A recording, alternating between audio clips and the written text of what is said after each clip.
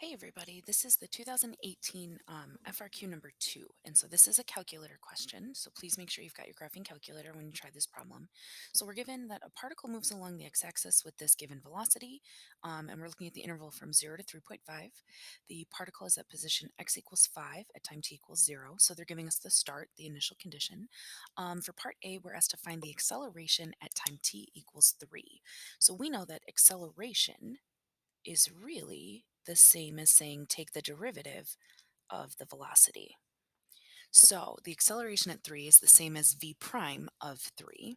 And instead of having to take the derivative of this nasty thing by hand, since this is a calculator question, we're able to just use our calculator. So what I'm going to do is I'm going to, in y equals, I'm going to plug in this function. So it's 10 sine of 0.4x squared over, let's see, x squared minus x plus 3. I'm also going to go and make sure I'm in radian mode. Okay, good, I am. So now I have that entered into y1. So now if I want to do the derivative of that function at x equals 3, I can use my calculator and do math 8, because that's going to take the derivative with respect to x. And instead of having to type this function again, I can just use the y1. So I'm going to go to vars, or variable. It's a y variable, it's a function, and it's a y1. So hopefully you remember how to do that. I know we've shown you a few times in a video. So hopefully that was a nice quick refresher. And I'm going to evaluate it at x equals 3, and I get negative 2.118.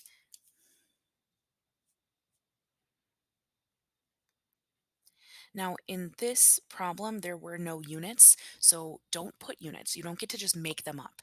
All right, if there are units, you have to use them. But if there are not units, don't make your own up. Just leave it alone then, and that's our final answer. All right, for part B, it says find the position at t equals 3. Now, we've done this a few different ways. In Unit 8, which I know is not on the exam for you guys this year, but we're talking about it anyway. In Unit 8, we showed you exactly how to do it, but you guys did it last week and the week before when we gave you a graph of f prime and asked you to find an initial condition, or an initial value. So it's kind of the same thing. So what we're going to be doing here is we know that in order to find the position, we're going to need the initial plus the integral of the velocity.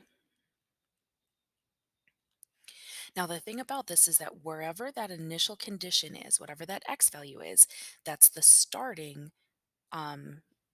bound for our integral. So when we're going to be looking at the position for x equals 3, or for t equals 3, excuse me. So we're going to do x of 3 is equal to the initial, which they gave us at 0, plus the integral from 0 to 3 of v of t dt. So we know that the initial position is 5, and then plus the integral from 0 to 3 of v of t dt.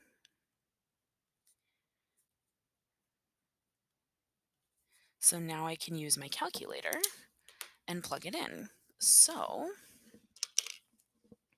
I'm going to do 5 plus the integral. So in order to get that, I'm going to do math and then 9. And I'm going to fill in my bounds. Let's see, I'm going to go from 0 to 3. And again, instead of plugging in that whole function, I'm going to plug in my y1 variable. And I'm doing this with respect to x. And I hit enter and I get my answer. So that is not the correct answer though. 0 to 3. All right, let me see here. All right, I figured out what my problem was. I copied the original problem incorrectly. The particle is at position x equals negative 5 at time t equals 0. So sorry about that. This is a negative 5 then. And so if I go back up here, and I'm just going to insert a negative sign, and there we go. That's the answer that I was expecting to get. So negative 1.760.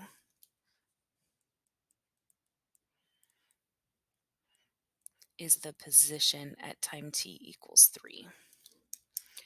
All right, moving on to part C, it says evaluate and interpret the integral from 0 to 3.5 of v of t dt. So the evaluating part is nice and easy because we can use Math 9, go from 0 to 3.5 of our function. Might help if I hit the correct buttons though. There we go, with respect to x. All right, so we get 2.844.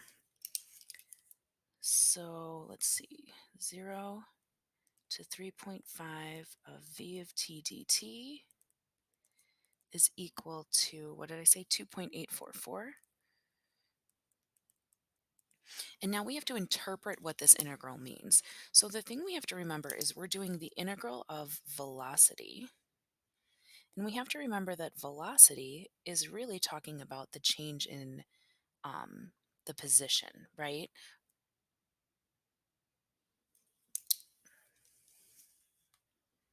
Sorry, not the rate, not the change in position. It's the rate of change of the position.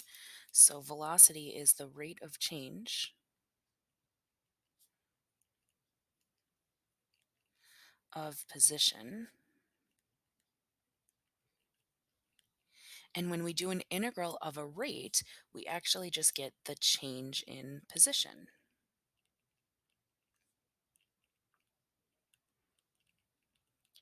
Well, we know that if we're talking about change in position, that really means we're looking at the displacement,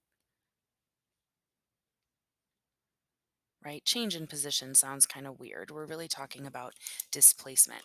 So this integral then,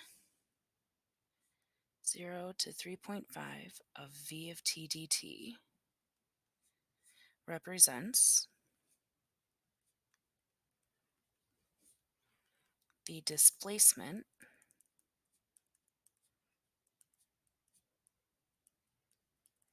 of the particle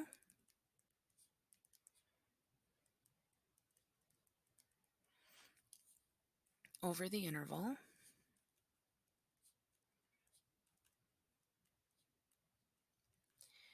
t equals 0 to t equals 3.5. Remember, your interpretation will usually have three things, right? It'll have the thing, the units, and the time. In this case, like I said earlier, because we don't have units, we can't include it. But the thing that we're talking about then is the displacement, because it was the integral of velocity. And then the time interval is from t equals 0 to t equals 3.5. Again, if we had units, we would include them, but we don't.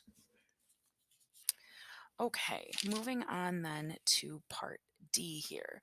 There we've got this second particle, and we're given this position function. At what time t are the two particles moving with the same velocity? So what we really want to know is when is v of t equal to v2 of t? That's the question we're trying to ask. Well, in order to do that, we have to find the velocity of particle 2. So since we have the position, if we take the derivative of it, we know that that's the velocity. So the derivative here would just be 2t minus 1. And now I want to know when the two velocities are equal. Well, the other velocity I was given was written on the other page. So what was it? It was 10 sine of 0.4 t squared all over t squared minus t plus 3. So what I'm going to do then is this is already plugged in to y1 in my calculator. I'm going to take this and plug it in for y2, and I'm going to figure out where they intersect. All right, now another important part here is that I was given the interval, which means I can change what what the window on my calculator is to help make it a little bit easier to find. So let's see, y1 I've already got plugged in. y2 is going to end up being that 2x minus 1. I'm going to change my window to be from 0 to 3.5. And I don't know what I'm going to have to change my y values to be. So I don't know, let's go -5 to 5, and let's hope that that works. Probably should have done this before I started recording my video. But now we're just going to have to wait a second. It looks like that'll be okay though. Perfect. So now what we need is we need to find that intersection. So if we do second trace, we can calculate the intersection. It's number 5 right here. The first curve, we can see we're on y1, so that's a good thing. I'm going to just hit enter. Second curve is y2. I'm going to hit enter. I'm going to just tell it to guess whatever. And there we go. There's our answer. So 1.571 is our answer.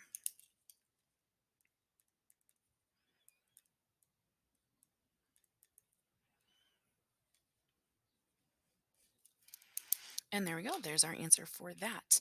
I did just realize I forgot to talk to you guys about points for this. So if you are interested, you can hang out and listen to me talk about the points. If you're all done, then thanks for watching. For part A here, this was just worth 1 point. Did you get the answer? For part B, it was 1 point for remembering to use your initial condition, 1 point for doing the integral from 0 to 3 of v of t dt, and 1 point for getting your final answer. So part B was worth a total of 3 points. Part C was worth a total of 2 points. It was one for actually getting this 2.844, and then one for your interpretation of the integral. And then part D here was worth 2 points total.